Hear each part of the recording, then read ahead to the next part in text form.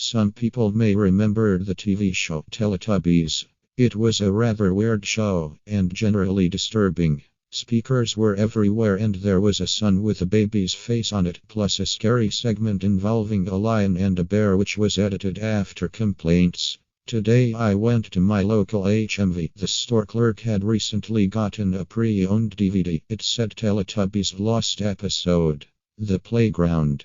The clerk said to me that the customer who sold it was extremely upset. He said that he did not want to watch it anymore. I bought it anyway, despite the warnings about the upset customer. I slammed it into my DVD player. It skipped the BBC logo and went straight to the intro. Everything was okay at first. The intro was normal until the speaker that was supposed to say "Where have the Teletubbies gone?" said something disturbing instead.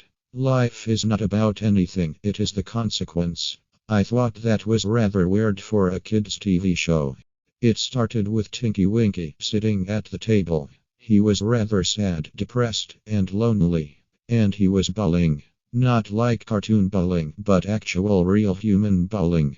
It skipped to another scene after the windmill roll call, which played out as normal and showed something on Tinky Winky's screen. It depicted a rather CGI-looking playground with a climbing frame that looked like the Teletubbies' house. Whoever made the CGI was rather crap at it. It was all wireframe. But then a sickening scene appeared.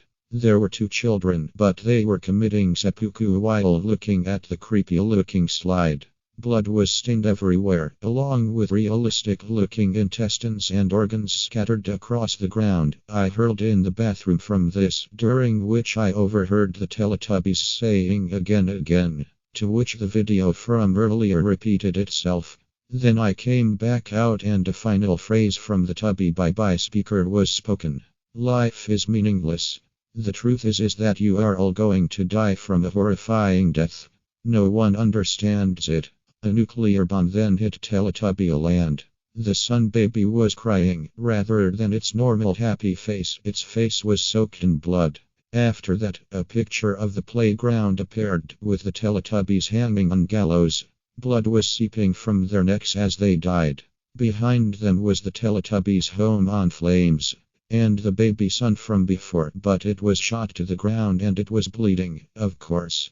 I vomited again, this time onto my duvet. After that the scene cut to the ending credits.